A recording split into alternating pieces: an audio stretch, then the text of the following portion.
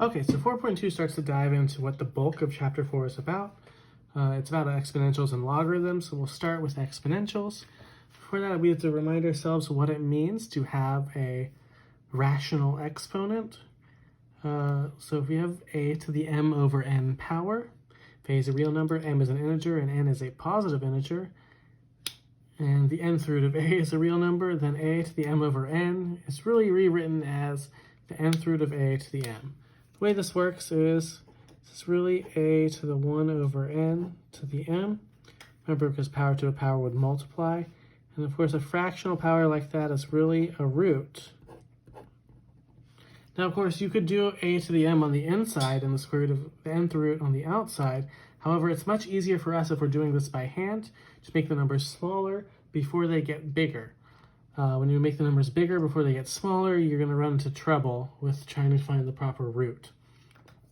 So for 4 to the 3 halves, it makes more sense to do this the square root of 4 raised to the third power, which is 2 cubed, which is 8.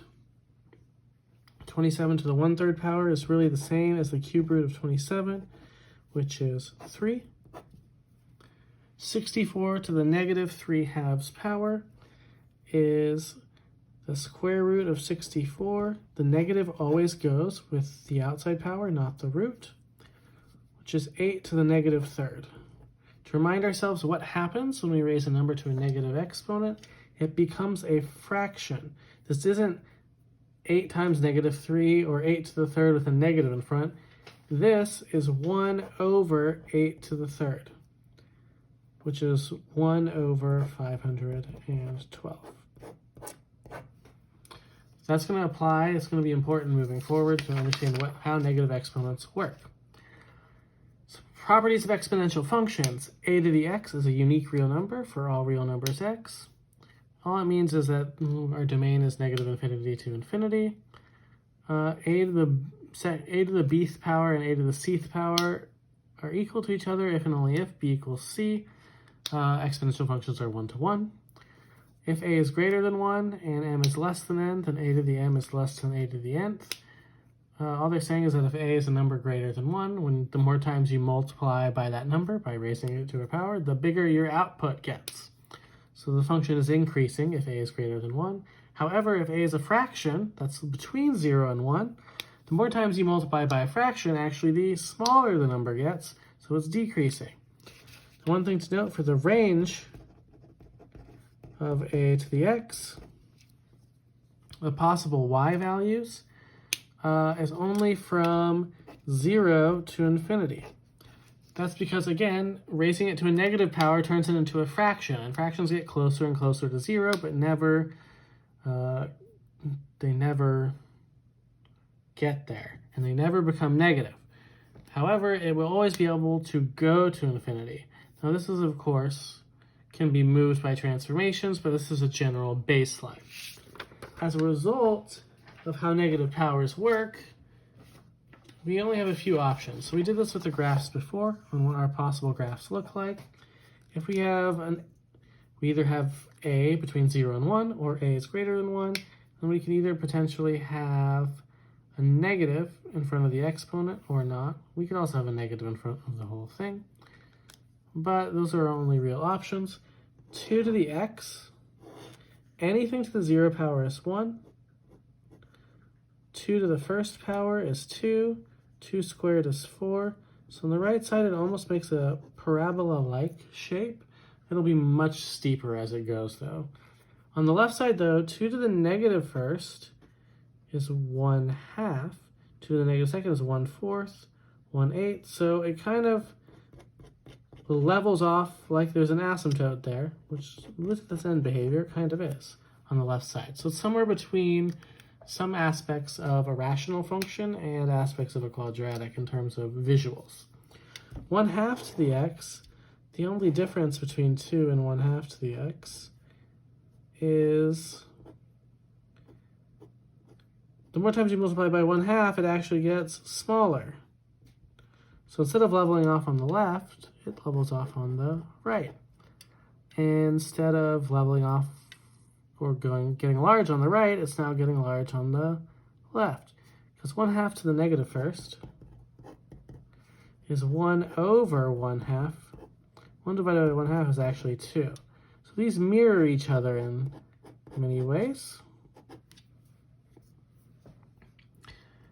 Now, for these last two, 2 to the negative x and 1/2 to the negative x, the reality is 2 to the negative x is really 2 to the negative first to the x, which is 1/2 to the x. So it's exactly the same as this one. So there's no new picture there. And 1/2 to the negative x, is 1/2 to the negative first to the x. We know 1/2 to the negative first is 2. This is 2 to the x, which means it looks exactly like this one. So there's only actually two ways this can look. The only other thing that can happen is a negative in front of the whole equation. If it's a negative in front of the whole equation, it takes the function and flips it to the bottom half. And of course, translations can happen as well. Now, the thing that you will encounter more than this is equations. So let's talk about solving exponential equations. In order to solve exponential equations, you're going to have a variable somewhere. Two things are equal. Now, if it's an exponential, it's got a base and an exponent. If the variable is in the exponent, you need to get the same base so that you can set the exponents equal to each other.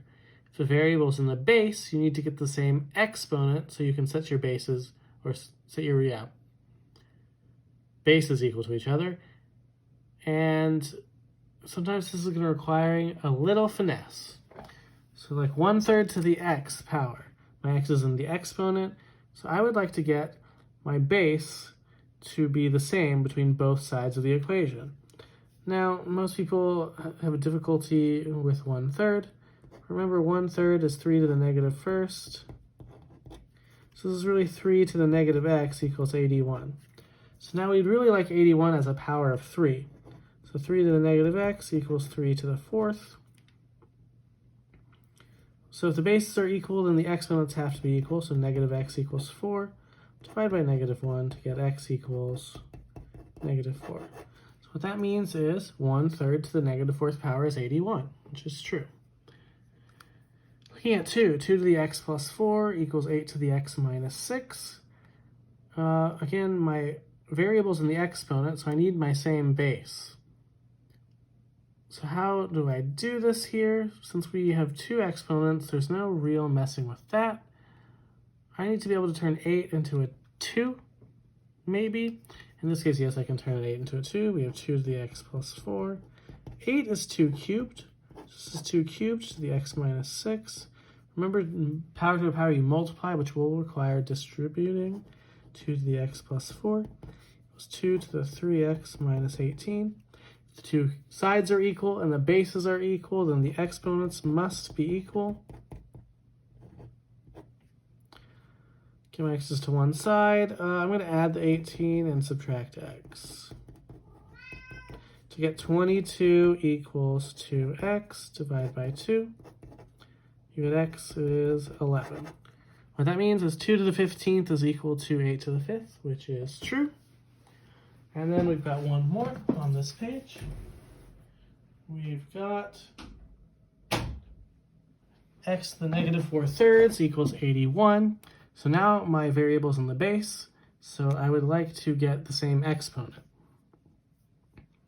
I'm going to write this as the cube root of x to the negative 4th. It's 81.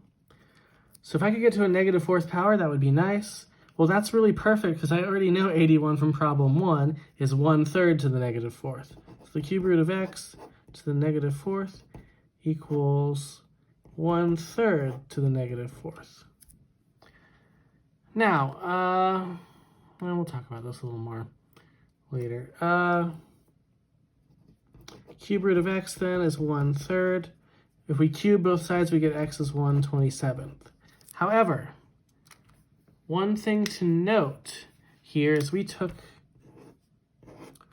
an even root. When you deal with an even root, you need to include, basically we're taking the negative 4th root on both sides. You need to include, which is really taking the 4th root, a plus or minus, because remember, negatives and positives square to the same thing. So this is really plus or minus 1/27th. And we will continue in the next video.